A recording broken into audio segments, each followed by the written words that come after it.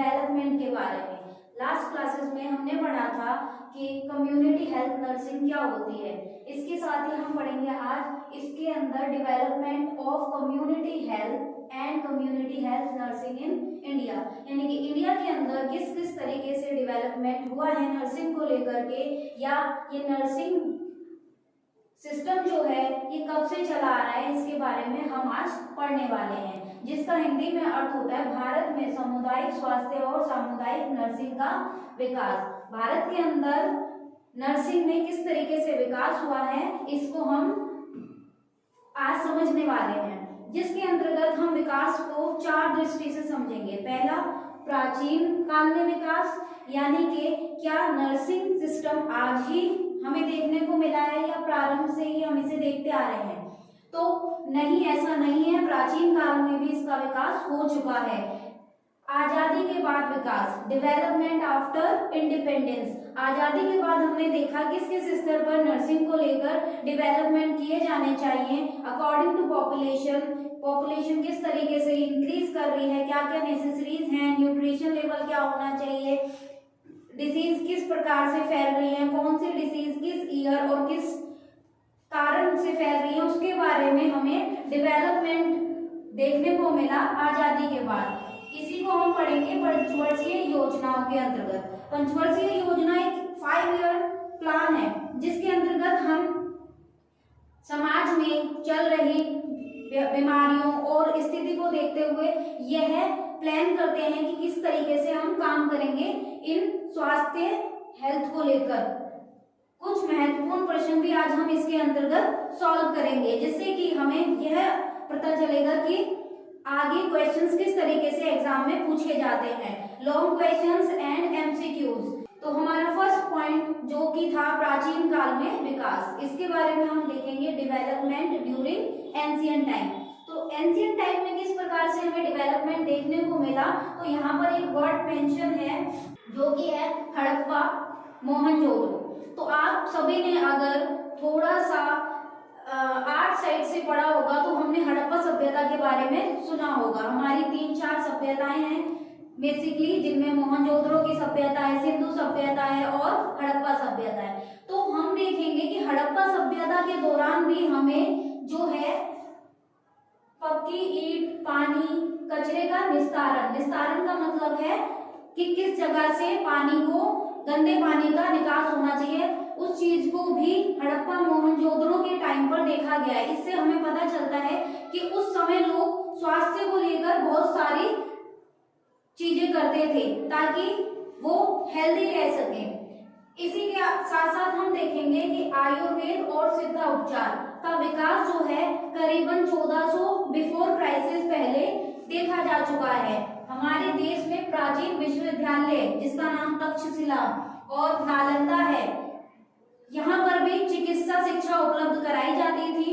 तो ये सभी आज के टाइम की डेवलपमेंट नहीं है, ये पुराने डेवलपमेंट है, जिससे हमें पता चलता है कि nursing is not the new thing, ये पहले से ही चली आ रही एक परंपरा है, एक सभ्यता है, हमारी संस्कृति है, जिसमें हमने आयुर्वेद को देखा है, जिसमें हमने सिद्ध को देखा है, सिद्ध उपचार को देखा है, साथ ही साथ हमने और भी अन्य डेवलपमेंट को इसके अंतर्गत देखा है, जिसमें कि मुगल काल में यूनानी यानी कि अरबी चिकित्सा प्रणाली भी हमें देखने को मिली है, जिसका विकास भी करीबन 1400 बिफोर क्राइसिस हुआ है। इसी के साथ साथ हम पढ़ेंगे कि विकास की दृष्टि से डेवलपमेंट में एंशिएंट टाइम में क्या क्या डेवलपमेंट हुए। जिस प्रकार से पॉपुलेशन बढ़ती गई, लोगों को स्वास्थ्य समस्याएं आती गई, उसी अनुसार डेवलपमेंट भी होते गए हैं, जिसमें कि फर्स्ट डेवलपमेंट हम देखेंगे 1881 में सर्वप्रथम जनगणना का उद्देश्य यही होता था कि जिससे हम यह पता लगा सके कि किस क्षेत्र के अंदर या देश में या फिर पूरे समाज के अंदर कितनी पॉपुलेशन है और किस चीज, मतलब कि वहां पर मृत्यु दर कितनी है, वहां पर महिलाओं की जनसंख्या कितनी है, वहां पर वृद्ध कितने लोग हैं, जिसके आधार पर हम वहां पे स्वास्थ्य सेवाएं उपलब्ध करा सकें। इसी के साथ 1881 में हमने देखा सर्वप्रथम जनगणना हुई, लेकिन जनगणना की शुरुआत कब हुई? सबसे पहले जनगणना की शुरुआत जो है 1872 में देखी गई, लॉर्ड मेयो के काल पे। लॉर्ड मेयो ने प्रथम जनगणना की शुरुआत की। लेकिन जैसा कि प्रथम जनगणना जो है कितने वर्ष के अंतर्गत की जाती है, तो प्रारंभ में जनगणना 5 वर्ष के अंतर्गत की गई थी, लेकिन बाद में यह देखा गया और यह बोला गया कि 10 जनगणना जो है वो 10 वर्ष के अंतर्गत की जाएगी, यानी कि 2 जनगणनाओं के बीच का समय लगभग 10 वर्ष होगा। इसी अनुसार जो प्रथम जनगणना है वो 1881 को निर्धारित की गई, जो एक नियमित और संपूर्ण जनगणना कही गई। लेकिन अगर आपसे पूछा जाए कि प्रथम जनगणना कब हुई, वो 1872 में हुई, लॉर्ड मेयो के टाइम पे, और जो नियमित जनगणना हुई थी वो लॉर्ड रिपन के टाइम पर हुई थी। इसी के बाद नेक्स्ट पॉइंट हम पढ़ेंगे, सन 1918 में पोषण अनुसंधान प्रयोगशाला यानी कि न्यूट्रिशन रिसर्च लेबोरेटरी कुन्नूर में स्थापित की गई। कहां पर? कुन्नूर में। स्टूडेंट्स, यहाँ से डायरेक्ट क्वेश्चन आपसे पूछा जा सकता है कि पोषण अनुसंधान प्रयोगशाला किस सन में चालू की गई या फिर वह कहां पर स्थापित की गई। इसी तरीके से आपसे पूछ सकते हैं कि रेड क्रॉस सोसाइटी की स्थापना कब की गई, तो जैसा कि यहाँ पे लिखा है 1920 में रेड क्रॉस सोसाइटी की स्थापना की गई, जिसका हेडक्वार्टर यानी कि मुख्यालय कहां पर है? दिल्ली के अंदर है। सन 1930 में बाल विकास निषेध कानून। आप सभी को पता है कि बाल विवाह एक स्वास्थ्य संबंधी बीमारी नहीं है, क्योंकि मेंटली स्तर पर और एज के अकॉर्डिंग अगर देखा जाए तो बाल विवाह के बाद आने वाली बहुत सारी समस्याएं देखने को मिलती हैं। इसीलिए बाल विवाह को निषेध बताया गया। निषेध मतलब कि रोकने के लिए कानून बनाया गया, जो कि 1930 में बनाया गया था, जिसमें लड़के की विवाह की आयु कम से कम 18 वर्ष और लड़की की न्यूनतम आयु 14 वर्ष निर्धारित की गई। जैसा कि अभी आप सभी को पता है, रिसेंट में कानून पास हुआ है जिसके अंतर्गत लड़कियों की विवाह की आयु 21 वर्ष निर्धारित की गई है, जो कि पहले 18 थी। ये विकास डेवलपमेंट होता गया है, मतलब यहाँ पर आपको 18 दिख रही है विवाह की एज बॉयज की, लेकिन आगे 21 की गई है, फिर 24 की गई है, तो इसी तरीके से डेवलपमेंट देखने को मिलते रहे हैं। सन 1940 में औषधि कानून यानी कि ड्रग एक्ट पारित किया गया। तो ये सारे प्राचीन काल के विकास के अंतर्गत आते हैं। अगर हम बात करें इसके अंतर्गत स्वतंत्रता के पश्चात विकास, जिसमें डेवलपमेंट आफ्टर इंडिपेंडेंस के बाद किस किस प्रकार से डेवलपमेंट किए गए हैं, तो आपको पता है हमारा भारत जो है इंडिपेंडेंट हुआ था कब? 1947 के अंतर्गत। तो इसी टाइम के बाद किस प्रकार से डेवलपमेंट देखने को मिले वो हम इसमें डिस्कस करेंगे। जैसे कि सन 1947 में स्वास्थ्य मंत्रालय यानी कि मिनिस्ट्री ऑफ हेल्थ की स्थापना की गई, गठन किया गया। इस मिनिस्ट्री ऑफ हेल्थ का काम होता है कि हेल्थ से जुड़ी हुई चीजों को डेवलपमेंट के बारे में सोचना और क्या क्या डेवलपमेंट करने चाहिए, क्या क्या नेसेसरी चीजें हैं उनके बारे में विचार करना और एक कमेटी बनाने और उन पर काम करना, इस मिनिस्ट्री ऑफ हेल्थ का काम होता है। नेक्स्ट 1948 में हमने देखा कि भारत के अंतर्गत वर्ल्ड हेल्थ ऑर्गेनाइजेशन WHO, ये क्या है? एक वर्ल्ड हेल्थ ऑर्गेनाइजेशन है। वर्ल्ड लेवल पर एक हेल्थ को लेकर ऑर्गेनाइजेशन बनाई गई जिसमें विभिन्न देश जुड़े हुए हैं।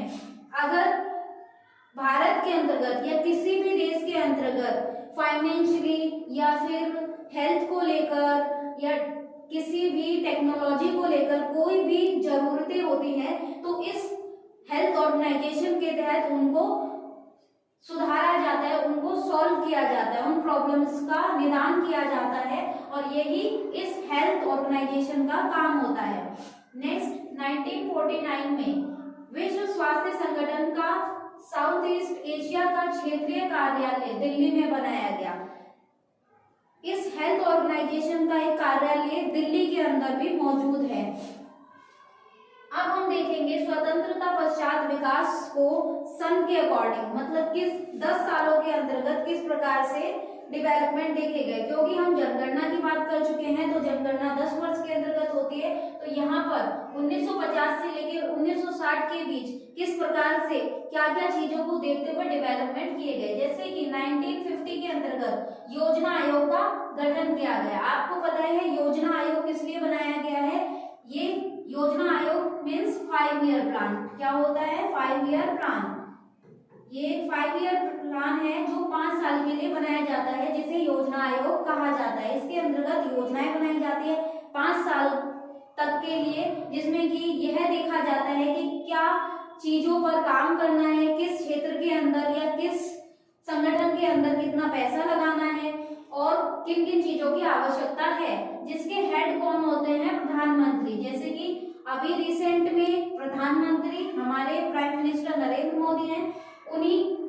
लेकिन अब यह योजना आयोग नहीं है, अब योजना आयोग की जगह एक नया आयोग बन गया है जिसका नाम है नीति आयोग। तो अगर हम बात करें प्रथम योजना आयोग कब 1951 में तैयार हुआ था। 1951 के अंतर्गत हमारे प्राइम मिनिस्टर कौन थे? जवाहरलाल नेहरू जी, पंडित जवाहरलाल नेहरू। उन्होंने ही यह प्रथम योजना आयोग जो है पास किया था और लोगों के समक्ष लेकर आए थे। इसके अंतर्गत 5 साल तक कृषि पर काम किया गया था, कृषि पर जोर दिया गया था, क्योंकि न्यूट्रिशन की कमी को पूरा करने के लिए और लोगों के स्वास्थ्य को अच्छा रखने के लिए कृषि आधारित क्षेत्र का होना, समाज का होना बहुत ही आवश्यक था।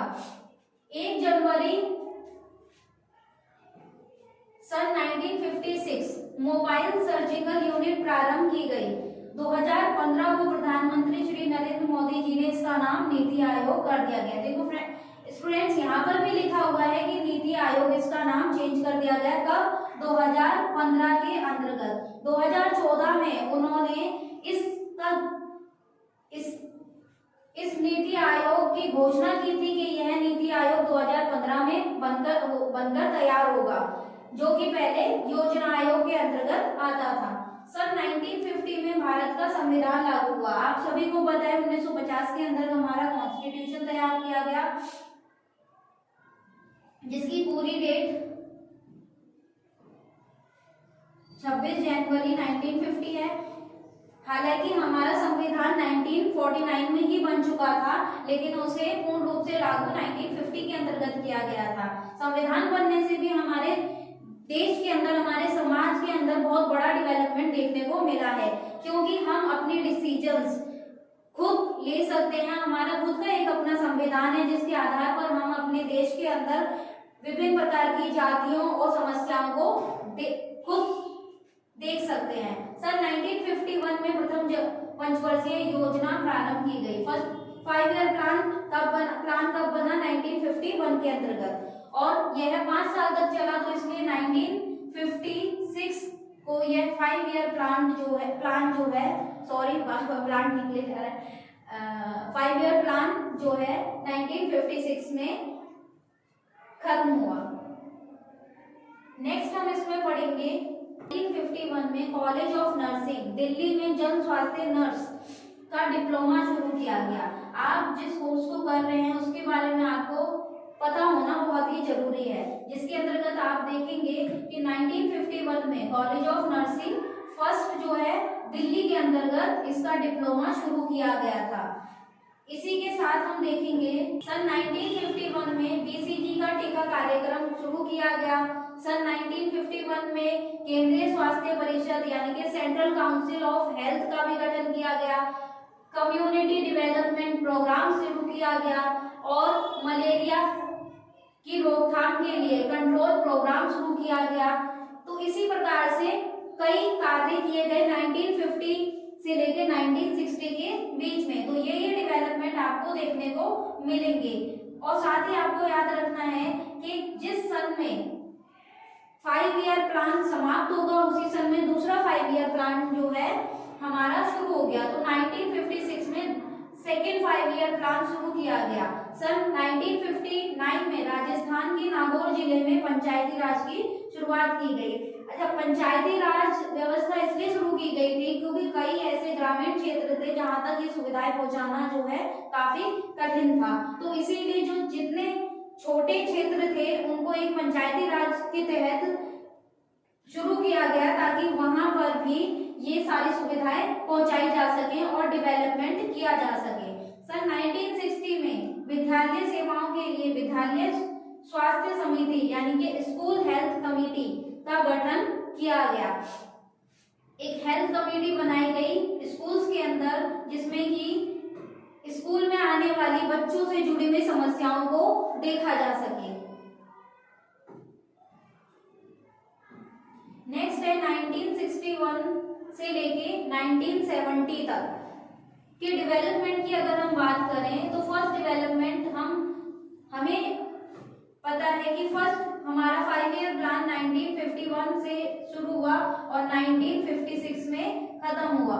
सेकंड हमारा जो प्लान था 1956 से शुरू होकर 5 साल अगर ऐड करें तो 1961 में खत्म हुआ। इसीलिए थर्ड 5 ईयर प्लान जो होगा हमारा 1961 में शुरू हुआ।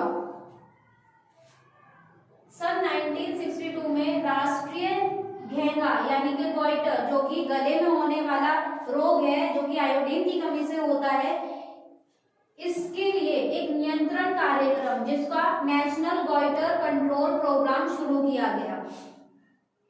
1962 के अंतर्गत इससे जुड़ी हुई काफी समस्याएं देखी गई, आयोडीन की कमी से होने वाले रोग देखे गए, इसी वजह से इस प्रोग्राम को शुरू किया गया। सन 1962 में राष्ट्रीय स्मॉल पॉक्स कार्यक्रम शुरू किया गया। इसी के साथ साथ सन 1963 में अप्लाइड न्यूट्रिशन प्रोग्राम शुरू किया गया। 1966 में भारत सरकार ने मुखर्जी कमेटी का गठन किया। इस कमेटी के तहत मलेरिया एवं स्मॉल पॉक्स कार्यक्रम के न्यूनतम आवश्यक अतिरिक्त कर्मचारियों की जानकारी प्राप्त करने के लिए यह कार्यक्रम शुरू किया गया।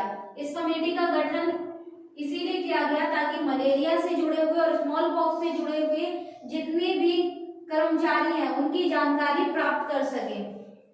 नेक्स्ट हम देखेंगे 1969 में फोर्थ 5 ईयर प्लान शुरू किया गया।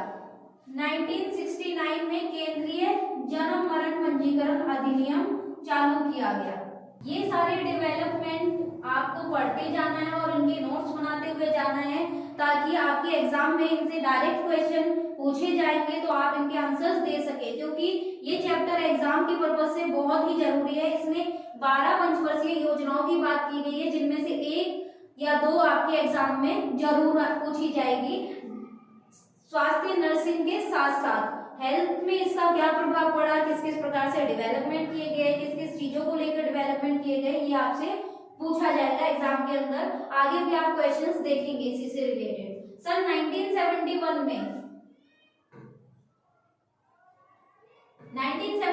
में गर्भावस्था का चिकित्सकीय समापन अधिनियम यानी कि medical termination of pregnancy act संसद में पारित किया गया, जो कि 1 अप्रैल 1972 से लागू किया गया।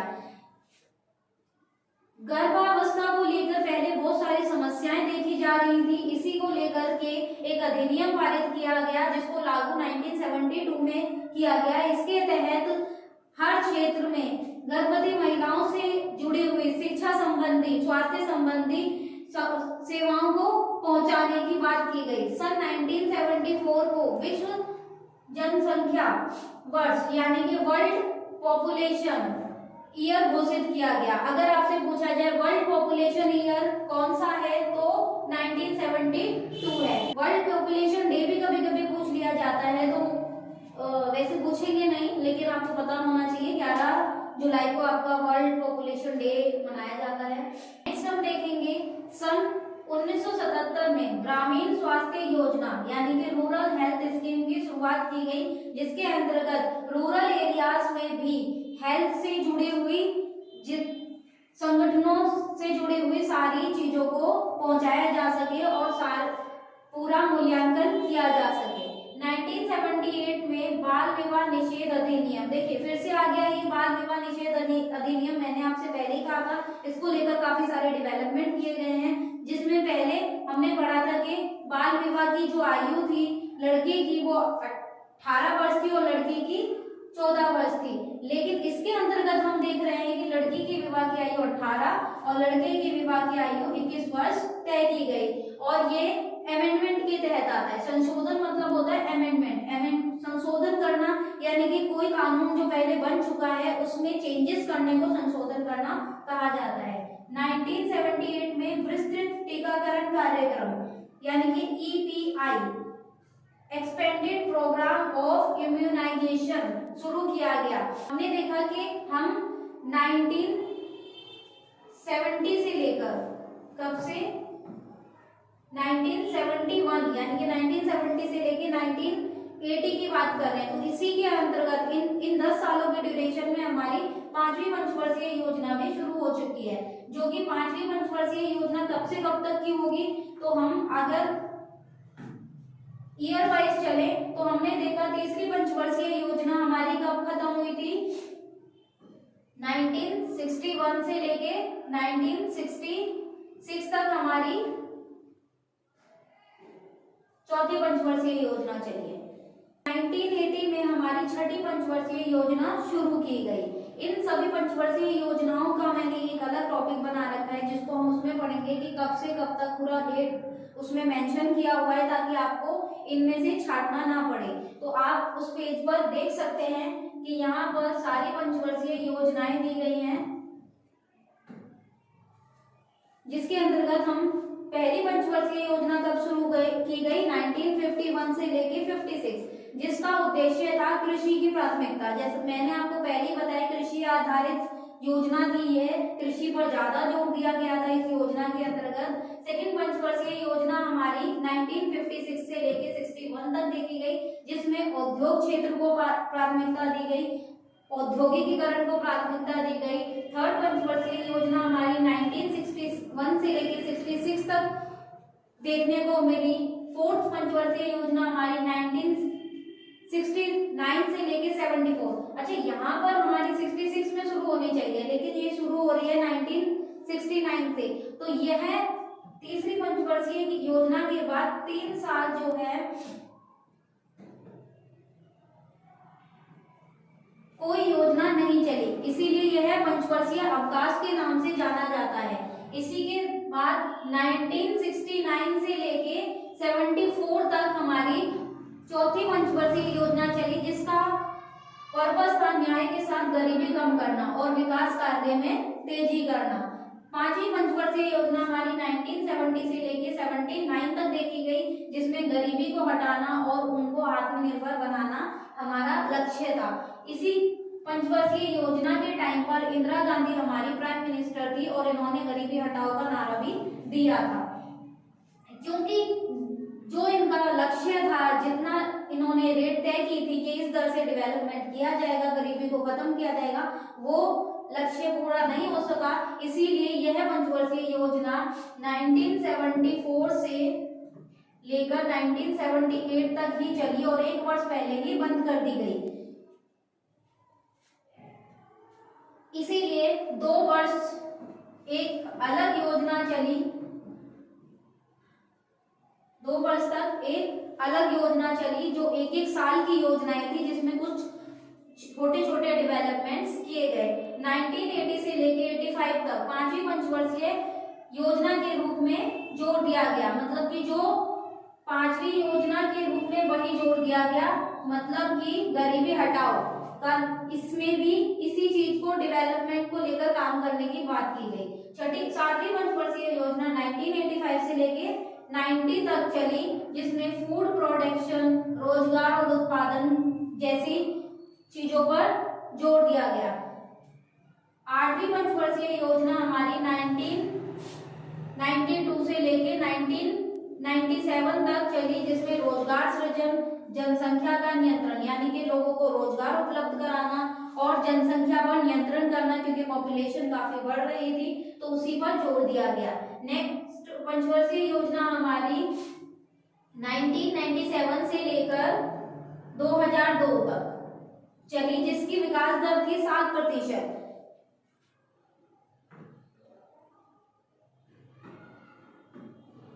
इसके बाद हमारी 10वीं पंचवर्षीय योजना 2002 से लेके 2007 तक स्वयं रोजगार और संसाधनों एवं विकास की बात की गई, यानी कि लोगों को स्वयं का रोजगार कमाने पर और संसाधनों के विकास पर जोर देने की बात की गई, यानी कि एम्प्लॉयमेंट की बात की गई। पंचवर्षीय योजना 2007 से लेके 2012 कौन सी पंचवर्षीय योजना कहलाई? 11वीं पंचवर्षीय योजना, जिसमें तेजी से विकास की बात की गई। 12वीं पंचवर्षीय योजना जो कि अंतिम पंचवर्षीय योजना थी वो 2012 से लेके 2017 तक चली, जिसका पर्पस था स्वास्थ्य, शिक्षा और स्वच्छता पर सुधार करना या उसके विकास पर जोर देना। तो इन पंचवर्षीय योजनाओं का आप एक स्क्रीनशॉट ले सकते हैं और इन्हें पढ़ सकते हैं यहाँ से। 12 पंचवर्षीय योजनाओं के बाद से आपको पता है 2017 ये योजना पहले ही बंद कर दी गई थी, क्योंकि 2015 से ही हमारा नीति आयोग डेवलपमेंट हो चुका था। नीति की फुल फॉर्म होती है national institution for transforming India. ठीक, कुछ इंस्टीट्यूशन इस पर काम करते हैं, जैसे हमारी ऑर्गेनाइजेशन होती है वर्ल्ड हेल्थ ऑर्गेनाइजेशन, इसी तरीके से ये भी एक ऑर्गेनाइजेशन है। नेक्स्ट अगर हम वापस जाएं तो हम यहाँ तक टॉपिक कवर कर चुके थे 1971 से लेके 1980 तक। इसमें आगे पढ़ेंगे हम 1981 से लेके 1990 तक के बारे में, जिसमें हमने पहले भी पढ़ चुके हैं कि जनगणना यानी कि संपूर्ण जनगणना कब शुरू की गई? 1981 में। तो 1981 की जनगणना अगर पूछी जाए आपसे किस योजना के अंतर्गत आती है, तो आपको पता है कि इस टाइम पर कौन सी योजना चल रही थी? तो इस टाइम पर 7वीं पंचवर्षीय योजना चल रही थी, क्योंकि 1985 में 7वीं पंचवर्षीय योजना शुरू की गई थी। तो इस दौरान कौन सी पंचवर्षीय योजना चल रही थी? छठी पंचवर्षीय योजना, क्योंकि 80 से लेके 85 तक छठी पंचवर्षीय योजना बनाई गई थी। सन 1982 में राष्ट्रीय मानसिक स्वास्थ्य कार्यक्रम नेशनल मेंटल हेल्थ प्रोग्राम शुरू किया गया। इसके बाद आपने भोपाल गैस त्रासदी के बारे में भी सुना होगा, जिसमें गैस का रिसाव होने के कारण कई हजार लोगों की मृत्यु हो गई थी। तो अगर आपसे पूछा जाए कि यह गैस त्रासदी कब हुई थी, तो 1984 में हुई थी। और इसी गैस त्रासदी की वजह से काफी हानि देखने को मिली। तो यह भी हमारा जो है स्वास्थ्य पर काफी जोर देते, तो हमें गैसेस का इस्तेमाल भी काफी सोच समझकर करना चाहिए। नेक्स्ट सन 1986 में प्रथम HIV संक्रमित रोग केरल राज्य में पाया गया। तो आपको ये बहुत ही इंपॉर्टेंट टॉपिक है HIV एक रोग है जो कि हमारे इम्यूनिटी सिस्टम को बहुत ही वीक कर देता है, कमजोर कर देता है। तो इसका जो प्रथम रोग है, मतलब प्रथम संक्रमित रोगी है, वो केरल राज्य में पाया गया। और किस सन में? 1986 में। इस क्वेश्चन को हम इस तरीके से भी पूछ सकते हैं कि HIV रोग की पुष्टि किस सन में की गई? तो 1986 में की गई। और इसी से जुड़ा एक क्वेश्चन और बनता है कि HIV डे कब मनाया जाता है? तो वह 1 दिसंबर को मनाया जाता है। किसी भी डिसीज की पुष्टि करने के बाद उसकी रोकथाम पर जोर दिया जाता है। तो यही हमारा काम होता है डेवलपमेंट। हम खुद नर्सिंग का काम या फिर स्वास्थ्य कर्मियों का यही काम है कि कोई भी डिसीज या किसी भी प्रकार की बीमारियां या फिर किसी भी प्रकार का हेल्थ को लेकर, मानसिक चीजों को लेकर या समाज में फैल रही असंक्रमित चीजों को लेकर जो भी बीमारियां होती हैं उन पर काम करना ही नर्सिंग का मेन पर्पस होता है। तो यहाँ पर हम देखेंगे कि डेवलपमेंट में HIV को लेकर भी बहुत सारे डेवलपमेंट किए गए हैं। इसके बाद नेक्स्ट हम पढ़ते हैं 1986 में पर्यावरण सुरक्षा मतलब संरक्षण अधिनियम की घोषणा की गई। पर्यावरण को लेकर किस तरीके से सुरक्षा करनी चाहिए या क्या क्या काम किया जाना चाहिए, सफाई को लेकर या फिर वहां पर पेड़ों की कटाई को लेकर जो लोग मतलब ज्यादा से ज्यादा पेड़ काट रहे हैं, डिफोरेस्टेशन कर रहे हैं, तो उस चीज को लेकर भी बहुत ज्यादा काम किया गया इस अधिनियम के तहत। नेक्स्ट हम देखेंगे सन 1987 में राष्ट्रीय एड्स नियंत्रण कार्यक्रम HIV एड्स प्रोग्राम शुरू किया गया, जिसमें सन 1987 में केंद्र सरकार ने नर्सिंग के क्षेत्र में एक उच्च स्तरीय कमेटी, जिसका सरोजनी वर्दप्पन की अध्यक्षता में गठित की, जिसे high power committee of nursing and nursing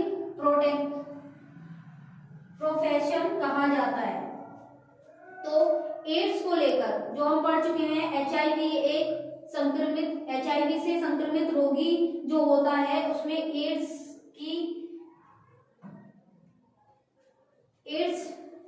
के सिम्टम पाए जाते हैं, तो उसी को लेकर मतलब HIV एक वायरस है और यह एड्स के इसका जो नाम है वो है एड्स, इसको लेकर एड्स नियंत्रण कार्यक्रम चलाया गया। अगर हम बात करें HIV की फुल फॉर्म की, तो हम देखेंगे HIV की फुल फॉर्म होती है ह्यूमन, बता देती हूँ मार्कर थोड़ा सही नहीं चल रहा है, human immuno deficiency virus. HIV की फुल फॉर्म क्या होती है?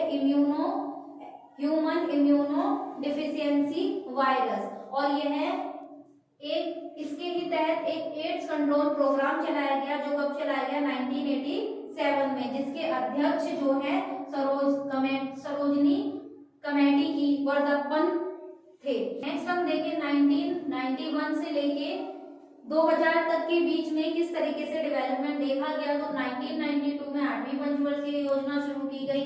इसके साथ साथ 1994 में पंचायती राज अधिनियम पूरे देश में चलाया गया पहले, जो कि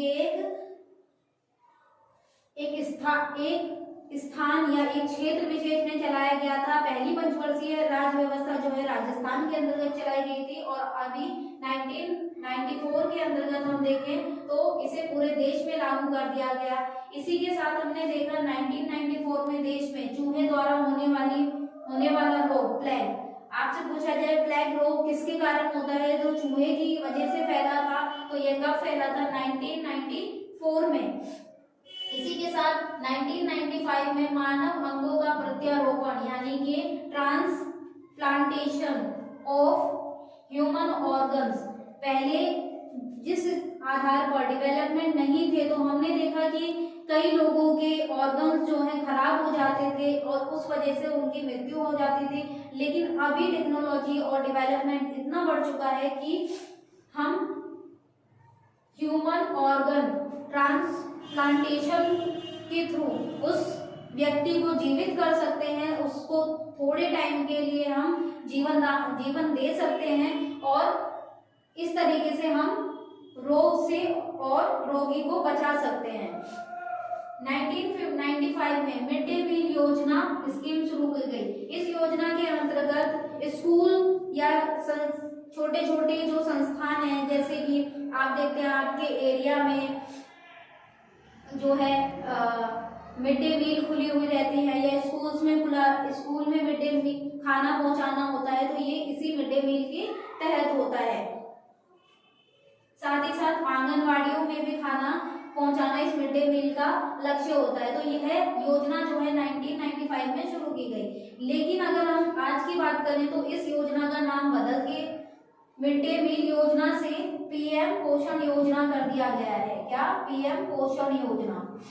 तो आपको ये भी याद रखना है, क्योंकि यह योजना अब बदल चुकी है। किसमें? PM पोषण योजना में। सन 1994 में 9वीं पंचवर्षीय, इन योजनाओं के बारे में हम डिटेल वाइज पढ़ चुके हैं, कौन सी योजना कब शुरू की गई। नेक्स्ट हम देखें तो 2001 से लेके 2010 के बीच में इन 10 सालों में क्या क्या डेवलपमेंट किए गए।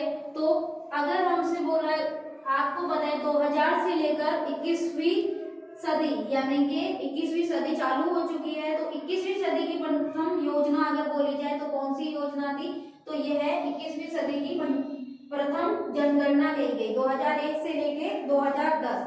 2011 के बाद अभी 2021 की जनगणना हुई, और 2011 से पहले जो जनगणना की गई वो वो 21वीं सदी की प्रथम जनगणना के नाम से जानी गई। सन 2002 में आपको पता है 10वीं पंचवर्षीय योजना यानी कि 10th 5 ईयर प्लान शुरू किया गया। और यह प्लान अगर आपसे बोला जाए किस योजना के तहत शुरू किया गया तो यह किस सन में यानी कि किस जनगणना के अंतर्गत किया गया, तो यह कौन सी 21वीं सदी की प्रथम जनगणना के नाम से जानी गई। इसी के साथ साथ हम देखेंगे यहाँ पर एड्स रोकथाम के नियंत्रण के लिए कार्य national ads prevention and control policy की घोषणा की गई 2002 में। प्रिवेंशन का मतलब होता है प्रिवेंट यानी कि रोकना, तो एड्स की रोकथाम के लिए 2002 में क्या एक नीति बनाने की घोषणा की गई। सन 2004 में HIV संक्रमित रोगियों के उपचार के लिए ART यानी कि एंटी रिट्रोवायरल ट्रीटमेंट शुरू किया गया। एंटी रिट्रोवायरल ट्रीटमेंट के अंतर्गत HIV संक्रमित रोगियों को यानी कि उसे रोकने के लिए मेडिसिन और ट्रीटमेंट की सुविधाएं उपलब्ध कराई गई। सन 2006 में विश्व स्वास्थ्य संगठन यानी कि WHO द्वारा नया शिशु वृद्धि चार्ट यानी कि ग्रोथ चार्ट बच्चों के लिए यानी कि शिशु मतलब होता है इन्फेंट, उसके लिए एक ग्रोथ चार्ट तैयार किया गया जिसमें यह बताया गया कि किस किस प्रकार से शिशुओं की मृत्यु दर है और हमें क्या क्या काम करने चाहिए। कुपोषण की वजह से बच्चों की मृत्यु हो रही है, तो उस चीज पर काम करने के लिए वर्ल्ड हेल्थ ऑर्गेनाइजेशन ने 2006 में एक चार्ट तैयार किया जिसमें हम महिलाओं को पूर्ण पोषण मिल सके उस पर काम किया गया। और साथ ही साथ इस आधार पर यह देखा गया कि शिशुओं की मृत्यु दर कितनी बढ़ रही है या फिर किस वजह से बढ़ रही है। 2007 में 11वीं पंचवर्षीय योजना शुरू की गई। इसके बाद 2007 के अंतर्गत 2007 में आयुष चिकित्सा प्रणाली शुरू की गई। इसके बारे में हम डिटेल में पढ़ेंगे एक पॉइंट में। आयुष जो है ये 5 प्रकार की चिकित्साओं का मिक्सचर है जो कि एक ही जगह पर उपलब्ध कराई जा सकती हैं। अब पॉसिबल है किस वजह से, क्योंकि 2007 में इस प्रणाली को शुरू किया जा चुका है। इसी वजह से आप पहले अलग अलग, जैसे आपको होम्योपैथिक से रिलेटेड दवाइयां लेनी है तो आपको एक अलग होम्योपैथी क्लिनिक पर जाना होगा, लेकिन इस आयुष चिकित्सा प्रणाली की शुरुआत के बाद आप एक ही जगह पर सारी चिकित्सा सुविधाएं प्राप्त कर सकते हैं। 2009 में स्वाइन फ्लू, तो अगर आपसे पूछा जाए कि स्वाइन फ्लू की उत्पत्ति कब हुई या ये किस सन में फैला, तो 2009 के अंतर्गत स्वाइन फ्लू को देखा गया। नेक्स्ट हम पढ़ेंगे 2011 से अब तक। तो हमारा 2011 से अब तक में अगर हम देखें तो सन 2012 में 12वीं पंचवर्षीय योजना शुरू की गई जो कि 2017 तक लागू रही। सन 2014 स्वच्छ भारत अभियान शुरू किया गया। आपको पता है मोदी सरकार के आने के बाद स्वच्छ भारत अभियान पर बहुत ज्यादा जोर दिया गया है, जिसके अंतर्गत स्वच्छता को लेकर बहुत काम किए जा रहे हैं। और यही अभियान जो है हमारे गांधी जी की जयंती पर यानी कि 2 अक्टूबर को इसको लागू करने की घोषणा की गई और इस पर जोर देने की बात की गई। इसके बाद हम देखेंगे 2014 में मिशन इंद्रधनुष शुरू किया गया। मिशन इंद्रधनुष भी एक योजना है जिसके अंतर्गत यह देखा गया कि स्वास्थ्य संबंधी सेवाओं को पूर्ण रूप से प्रदान किया जाए। 2014 में प्रधानमंत्री जन धन योजना शुरू की गई। इसके साथ साथ आदर्श ग्राम योजना शुरू की गई 2014 के अंतर्गत। इसके बाद 2015 में योजना आयोग का नाम परिवर्तित कर नीति आयोग रख दिया गया, जो कि हम पहले ही पढ़ चुके हैं। नेक्स्ट है प्रधानमंत्री जन औषधि योजना 1 जुलाई 2015 से शुरू की गई, जिसके तहत देश भर में 1000 से ज्यादा जन औषधि केंद्र खोले जाएंगे ताकि हर स्थान पर और हर क्षेत्र में स्वास्थ्य संबंधी सेवाओं को उपलब्ध कराया जा सके और मेडिसिन को और सेवाओं को पहुंचाया जा सके। शिक्षाओं पहुंचाया जा सके हर क्षेत्र तक। नेक्स्ट है हमारा प्रधानमंत्री आवास योजना 2015 के अंतर्गत शुरू की गई, जिसमें लोगों को घर उपलब्ध कराए गए, रहने के लिए घर, और साथ ही साथ हमने देखा जन औषधि केंद्र भी शुरू किए गए, जिसके अंतर्गत उन्हें जो है जिस भी क्षेत्र में वो रह रहे हैं वहां तक स्वास्थ्य सेवाएं उपलब्ध कराई जा सके। इसीलिए 1000 से ज्यादा जन औषधि केंद्र खोले गए। इसके बाद हेरिटेज सिटी विकास एवं वृद्धि योजना, जिसको हृदय योजना भी कहा जाता है, 2015 में शुरू की गई। इसके अंतर्गत जो पुरानी पौराणिक धरोहर है हमारी, उनके विकास पर जोर दिया गया, उनको स्वच्छ और उनके डेवलपमेंट पे काम करने की बात की गई इस योजना के अंतर्गत। नेक्स्ट हम देखेंगे स्वच्छ भारत अभियान। तो हमने ये पॉइंट पढ़ चुके हैं कि 2015 में जो है स्वच्छ भारत अभियान शुरू किया गया था, और ये किसके उपलक्ष्य में शुरू किया गया था? गांधी जयंती के उपलक्ष्य में। 2016 में मलेरिया उन्मूलन, मलेरिया की रोकथाम के लिए 2030 तक भारत को मलेरिया मुक्त करने का लक्ष्य भी निर्धारित किया गया। प्रधानमंत्री उज्ज्वल योजना, उज्ज्वल योजना के तहत आप सभी को पता है कि उज्ज्वल योजना जो है 1 मई 2016 को शुरू की गई, जिसके अंतर्गत प्रत्येक ग्रामीण घरों में या फिर जो लोग सक्षम नहीं हैं गैस खरीदने के, उन घरों तक गैस पहुंचाने का, यानी कि सीएनजी गैस पहुंचाने का कार्य किया गया। प्रधानमंत्री उज्ज्वल योजना के तहत हमने देखा कि यह योजना का मुख्य पर्पस जो था वह था ग्रामीण क्षेत्रों या ग्रामीण घरों में जो लोग गैस खरीदने के लिए या फिर जो पुराने कोयला या उपलों का यूज करके प्रदूषण को कम करना, ताकि लोग घरों में जो उपले या कोयले का यूज करके खाना बनाते हैं उसकी यूज को कम करके गैस को उपलब्ध कराना, घर घर जो है गैस सिलेंडर पहुंचाना, यही इस उज्ज्वल योजना का लक्ष्य है। इस योजना को 2016 के अंतर्गत शुरू किया गया। नेक्स्ट हम देखेंगे सोहम, यानी कि एक श्रवण युक्ति। यह भी एक कुछ लोगों में सुनने की दर कम हो जाती है, इसी जैसे नवजात शिशु में श्रवण, यानी कि श्रवण का मतलब होता है सुनने की शक्ति, स्क्रीनिंग की जाती है, मतलब उनके अंतर्गत शुरू से ही नवजात, आपको पता है नवजात शिशु के अंतर्गत कई प्रकार की समस्याएं देखी जा सकती हैं, जैसे कि उनका बहरा होना यानी कि श्रवण शक्ति का कम होना, उनका गूंगा होना या फिर तोतला होना, पूर्ण रूप से आवाज का ना आना, इस तरीके से, या फिर मस्तिष्क पूर्ण रूप से ना डेवलप हो जाने की वजह से काफी सारी समस्याएं नवजात शिशु के अंदर देखने को मिलती है। उसी से रिलेटेड एक डेवलपमेंट किया गया जो कि 2017 में शुरू की गई सोहम योजना थी। इस योजना के अंतर्गत बच्चों की सुनने की शक्ति की स्क्रीनिंग कर यह पता लगाया जाता है कि उनके श्रवण शक्ति कितनी सक्षम है। नेक्स्ट पॉइंट हम देखेंगे मिजेलस रूबेला वैक्सीन, यानी कि MR वैक्सीन कार्यक्रम का प्रथम चरण 5 फरवरी 2017 को 5 राज्यों में शुरू किया गया, जिसमें एक संयुक्त टीके से 2 रोगों के लिए प्रतिरक्षा प्राप्त होती है।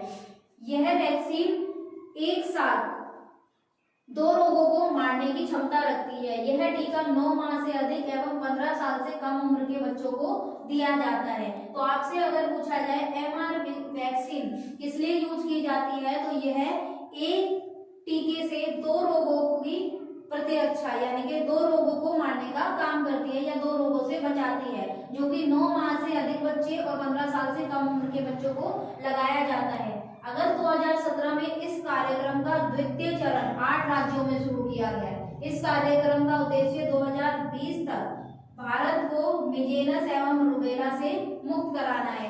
मिजेलस एवं रूबेला दोनों बीमारियों को एक साथ खत्म करने के लिए इस वैक्सीन का इम्प्लीमेंट किया गया। नेक्स्ट हम देखेंगे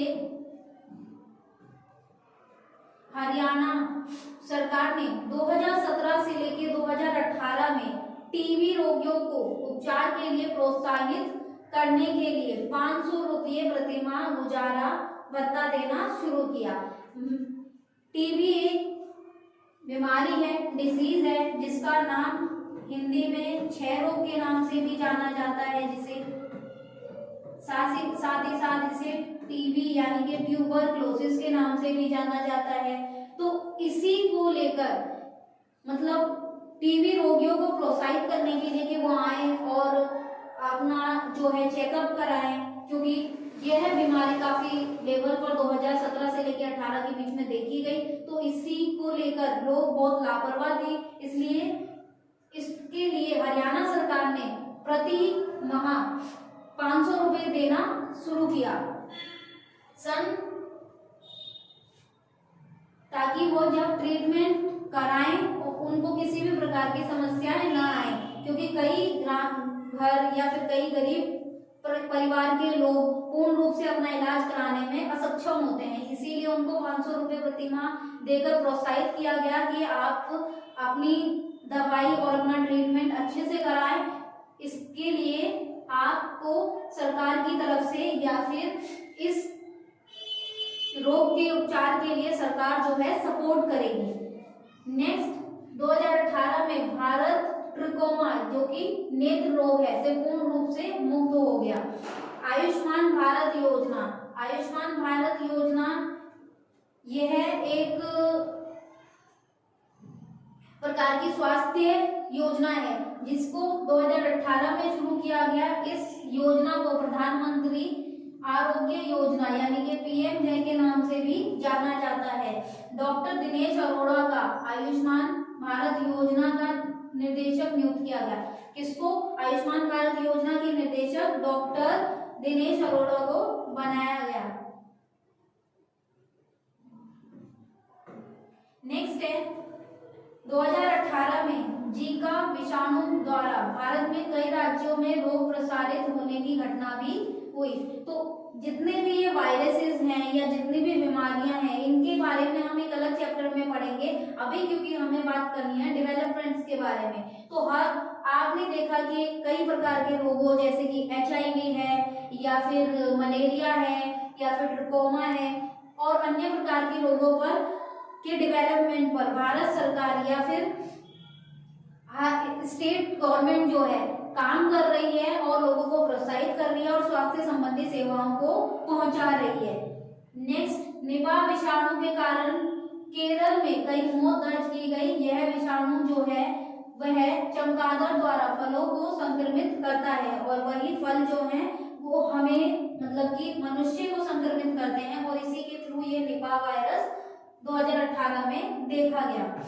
तो ये सारे टॉपिक्स थे हमारे डेवलपमेंट आफ्टर इंडिपेंडेंस। अब हम बात करेंगे पंचवर्षीय योजनाओं के बारे में। तो ये पंचवर्षीय योजनाओं का जो लक्ष्य रहा है वो हम पहले ही देख चुके हैं कि हर पंचवर्षीय योजना का अपना एक पर्पस रहा है और 5 साल के लिए योजनाएं तैयार की गई हैं ताकि उन पर काम कर सके। पहली पंचवर्षीय योजना के अंतर्गत यहाँ पर हम देखेंगे देश की अर्थव्यवस्था का मुख्य हिस्सा, मतलब ये होती क्या है पंचवर्षीय योजना, पहले आपको ये पता होना चाहिए। तो देश की एक अर्थव्यवस्था है, उसका एक मुख्य हिस्सा जो है इन योजनाओं पर लगाया जाता है ताकि हर क्षेत्र, हर स्टेट और हर जगहों पर स्वास्थ्य या शिक्षा या फिर कोई भी मुद्दा है उस तक जो है पूर्ण विकास किया जा सके और पूरी योजना के तहत उस पर काम किया जा सके। वर्तमान में 12वीं पंचवर्षीय योजना चल रही है। तो यह योजना 12वीं खत्म हो चुकी है। अभी वर्तमान में नीति आयोग के तहत जो है काम किया जाता है, जिसमें चीजों को देखते हुए विकास को देखते हुए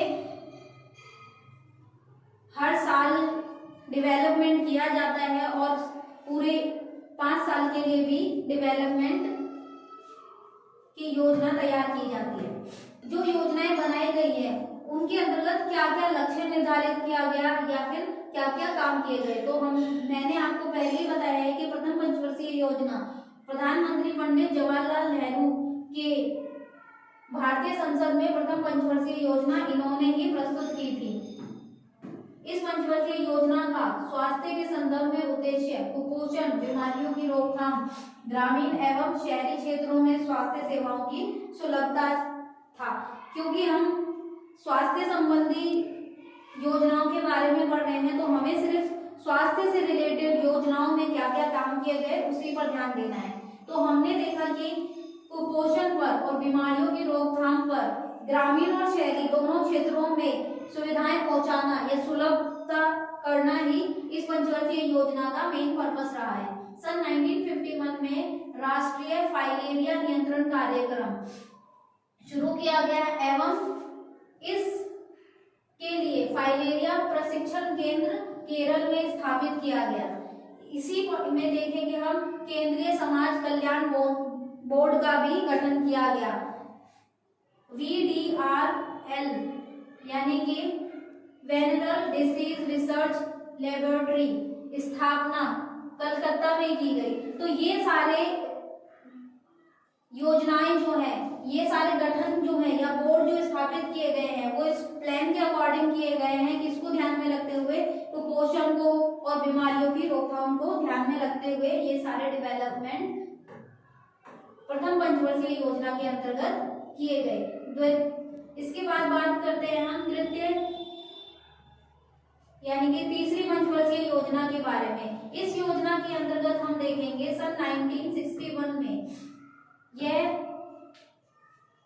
विकास दर लक्ष्य जो है, इस योजना का विकास दर लक्ष्य 5.6% रखा गया। लेकिन भारत चीन युद्ध जो कि 1962 में हुआ और इसी योजना के बीच हुआ, इसकी वजह से यह और साथ ही साथ भारत पाकिस्तान युद्ध जो कि 1965 में देखने को मिला, उसके कारण इस विकास दर का लक्ष्य बहुत ही कम रहा जो कि 2.84% था। तो इसी के साथ हम कह सकते हैं कि थर्ड पंचवर्षीय योजना जो है वो अनसक्सेसफुल योजना कही गई और उसके दो मेन कारण थे। पहला भारत चीन का युद्ध होना और दूसरा भारत पाकिस्तान का युद्ध होना।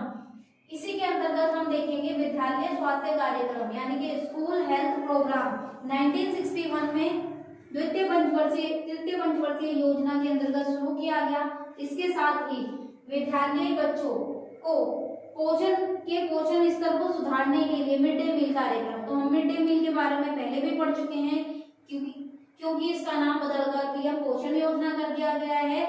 तो यह योजना अगर आपसे पूछा जाए किस पंचवर्षीय योजना के अंतर्गत शुरू की गई, तो यह तृतीय पंचवर्षीय योजना के अंतर्गत शुरू की गई और इसका क्रियान्वयन यानी कि इसको बनाया गया इस योजना को 1961 में, लेकिन इस पर काम शुरू किया गया 1962 के अंतर्गत।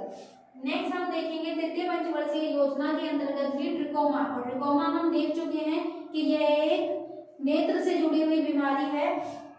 इसके लिए भी नेशनल ट्रिकोमा कंट्रोल प्रोग्राम की शुरुआत की गई जो कि तृतीय पंचवर्षीय योजना के अंतर्गत ही की गई। नेक्स्ट हम पढ़ेंगे चतुर्थ यानी कि 4th 5 ईयर प्लान के बारे में। इस प्लान के अंतर्गत क्या लक्ष्य निर्धारित किया गया और यह सक्सेसफुल या अनसक्सेसफुल योजना रही, तो उसके बारे में जानेंगे। इस पंचवर्षीय योजना में विकास दर का लक्ष्य 5.7% था, जबकि वास्तविक विकास दर जो है वह 3.30 यानी कि 3.5% रही। तो इससे ही हम पता लगा सकते हैं कि ये योजना भी ज्यादा सक्षम साबित नहीं हुई। इस योजना के अंतर्गत 1969 में घर एवं औद्योगिक व्यर्थों के कारण नदियों के जल को प्रदूषित होने से बचाने के लिए समग्र संवैधानिक कानून बनाया गया। यानी कि नदियों का जल जो है काफी ज्यादा प्रदूषित हो रहा था, इसी वजह से ये कानून बनाया गया कब 1969 में 4th 5 ईयर प्लान के तहत। इसके साथ साथ हम देखेंगे इसमें औद्योगिक कर्मचारियों के लिए परिवार पेंशन योजना 1971 में लागू की गई। फैमिली पेंशन स्कीम की योजना शुरू की गई जिसमें फैमिली के अंतर्गत जो भी विडोज है या फिर पैरालाइज अपंग लोग हैं या बूढ़े लोग हैं, 60 वर्ष से ज्यादा आयु के लोग हैं जो कमा नहीं सकते, जो काम नहीं कर सकते, उनको जो है ये पेंशन दी जाती है, जिसके तहत वो अपनी स्वास्थ्य या फिर घरेलू समस्याओं को सुलझा सके। सन 1973 में करतार सिंह समिति ने अपनी रिपोर्ट, यह पंचवर्षीय योजना जो है, इस रिपोर्ट को जो तैयार किया था करतार सिंह समिति ने अपनी एक रिपोर्ट दी जिसमें 16,774 यानी कि 16,774 करोड़ रुपए की प्रस्तुत की एवं अनुशंसा की कि एएनएम को प्रतिस्थापित कर महिला स्वास्थ्य कार्यक्रम के पद सृजित किए जाए। पहले आपको पता है, हम पहले टॉपिक में भी पढ़ चुके हैं कि पहले जो वर्कर्स थे वो मेल वर्कर्स थे। इस के अंतर्गत करतार सिंह समिति ने यह रिपोर्ट दी कि हमारे जो हेल्थ नर्सिंग है उसके अंतर्गत फीमेल वर्कर का भी होना बहुत ही जरूरी है, ताकि वो फीमेल से फीमेल से जुड़ी हुई समस्याओं को सुन सके और अच्छे से उनके साथ। इसी के तहत करतार सिंह समिति की रिपोर्ट के बाद ये इस पर पंचवर्षीय योजना के तहत इतने करोड़ रुपए की प्रस्तुति की अनुशंसा की गई।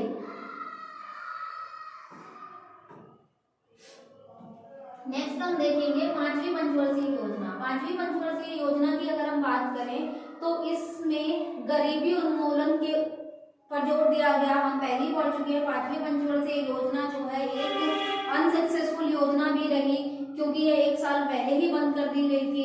तो इस योजना में गरीबी उन्मूलन यानी कि उन्मूलन मतलब पुट एन एंड टू, खत्म करना, कम करना, रोजगार पर केंद्रित रही थी। इस योजना का विकास लक्ष्य जो था वो 4.4% रखी गई थी,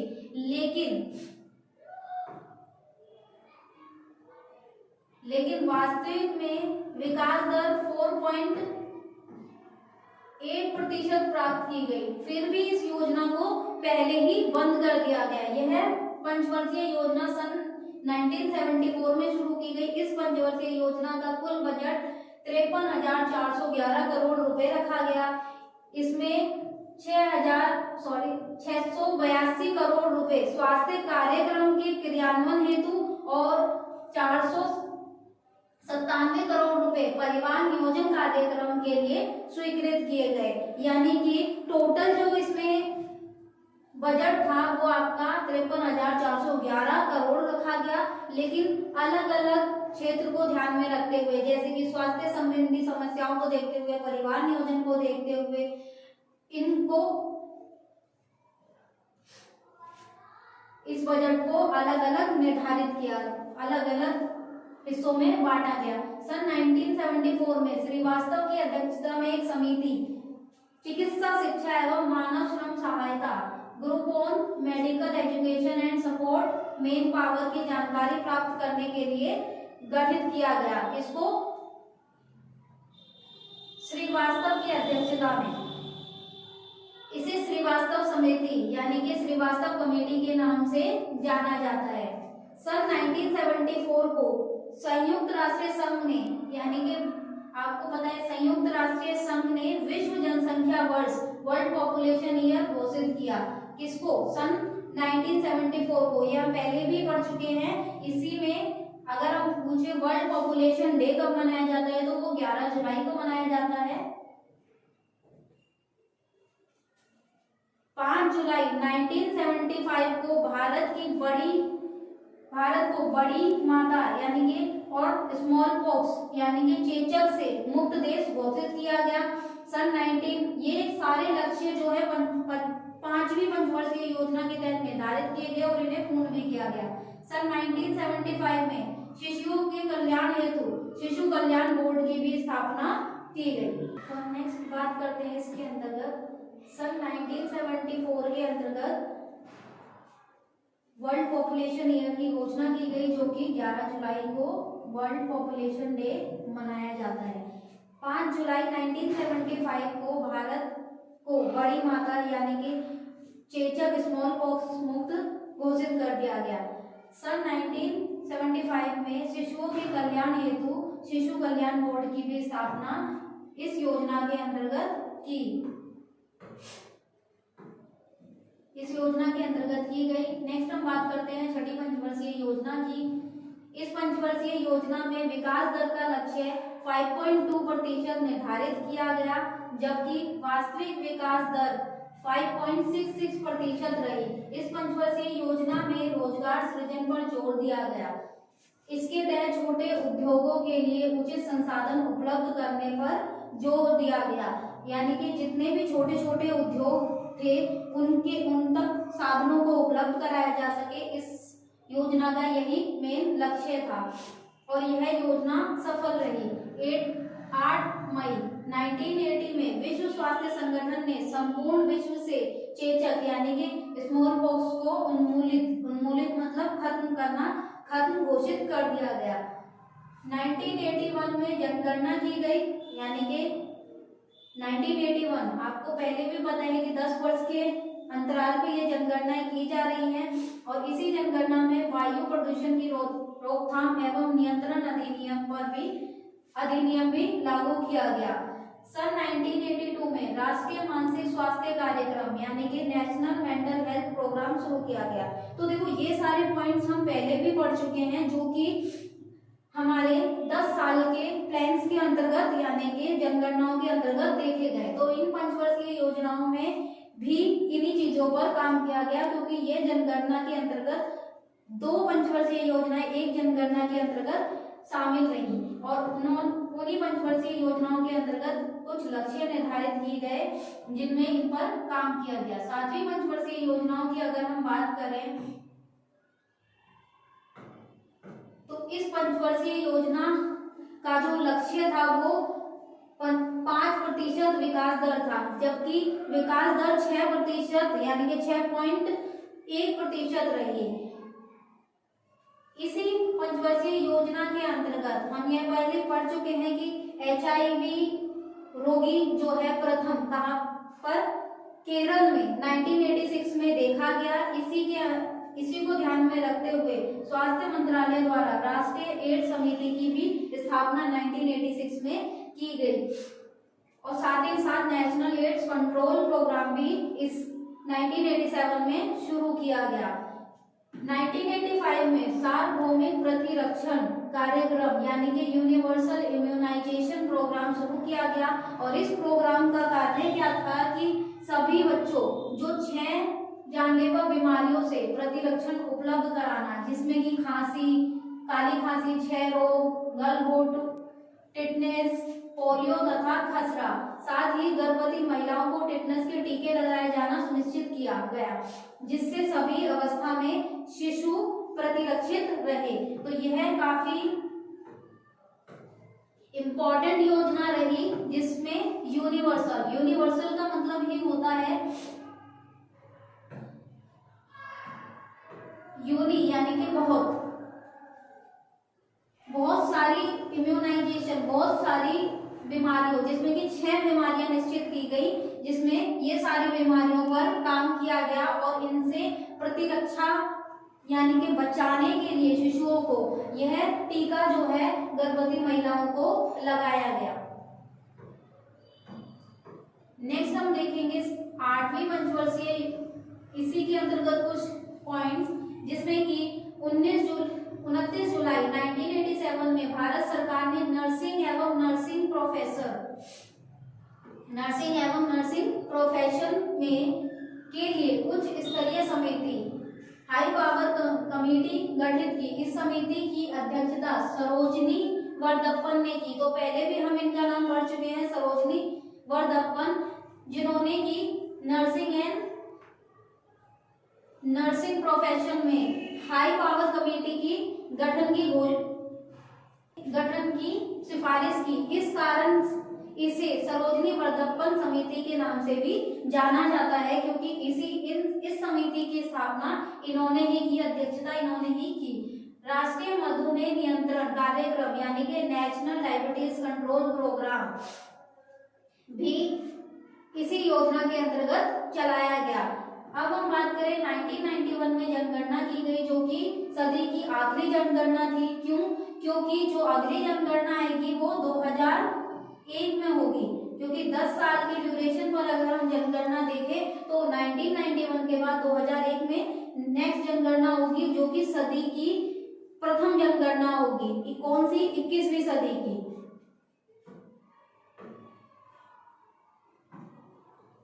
इसके साथ ही हम 8वीं पंचवर्षीय योजनाओं की बात करें तो 8वीं पंचवर्षीय योजना में हम देखेंगे सन 1989 से लेकिन 1991 के दौरान भारत में आर्थिक स्थिरता अस्थिरता उत्पन्न हो गई, यानी कि अर्थव्यवस्था को लेकर आर्थिक मसले काफी पैदा हो गए। इस कारण कोई पंचवर्षीय योजना लागू नहीं की गई। इस दौरान यानी कि इस 3 सालों के अंतर्गत आर्थिक महामारी के कारण जो है कोई भी योजना नहीं चलाई गई, केवल वार्षिक योजनाएं लागू की गई। तो मैंने आपको पहले ही बताया था इन 2 सालों में कोई योजना नहीं चलाई गई थी। इस दौरान एक वर्ष की छोटी छोटी योजनाएं चलाई गई थी। सन 1992 में 8वीं पंचवर्षीय योजना शुरू की गई। इस पंचवर्षीय योजना की विकास दर जो है 5.6% रखी गई, जो कि सक्सेसफुल योजना रही, क्योंकि इसकी विकास दर प्रतिशत प्राप्त की गई वो 6.78% थी। इसके बाद NACP यानी कि नेशनल एड्स कंट्रोल प्रोग्राम, राष्ट्रीय एड्स नियंत्रण कार्यक्रम का प्रथम चरण 1992 में शुरू किया गया, जो कि 8वीं पंचवर्षीय योजना के अंतर्गत शुरू किया गया एवं इसके क्रियान्वयन यानी कि कार्य के लिए NACO यानी कि नेशनल एड्स कंट्रोल ऑर्गेनाइजेशन की स्थापना की गई, यानी कि एक प्रोग्राम बनाया गया जिसके अंतर्गत एक ऑर्गेनाइजेशन को इस एड्स की कंट्रोल यानी कि रोकथाम के लिए कार्य सौंपा गया। पंचायती राज व्यवस्था पूरे देश में 1994 में लागू की गई, ये हम पहले भी पढ़ चुके हैं। 1994 में महामारी देश में फैली, ये भी हम किस पंचवर्षीय 1990 से 2000 के डेवलपमेंट में देख चुके हैं। इसके बाद हम बात करें 9वीं पंचवर्षीय योजना की, तो 9वीं पंचवर्षीय योजना के अंतर्गत अगर हम देखें तो इस योजना का लक्ष्य 6.5% था, जो कि प्राप्त लक्ष्य की को देखते हुए अगर हम देखें तो यह लगभग 1% कम रही। यह योजना असफल योजना रही। सन 1997 में 9वीं पंचवर्षीय योजना शुरू की गई। इस पंचवर्षीय योजना में विकास दर 6.5 ये 2 बार रिपीट हो चुका है। तो यहाँ पे मैं पहले ही आपको बता चुकी हूँ कि इसका लक्ष्य जो है लगभग 1% कम रहा है। भारत सरकार द्वारा अन्नपूर्णा योजना यानी कि घर सक्षम नहीं है अन्न यानी कि पूर्ण तरीके से अन्न लेने के उन घरों में अन्नपूर्ण योजना के तहत जो है हर महीने राशन पहुंचाने का काम किया जाता है, और यही योजना 2001 में शुरू की गई। और मैं आपको पहले ही मेंशन करा चुकी हूँ कि सदी की पहली जनगणना जो है 2001 में की गई। नेक्स्ट हम देखेंगे इसमें 10वीं पंचवर्षीय योजना 10 5 ईयर प्लान जो है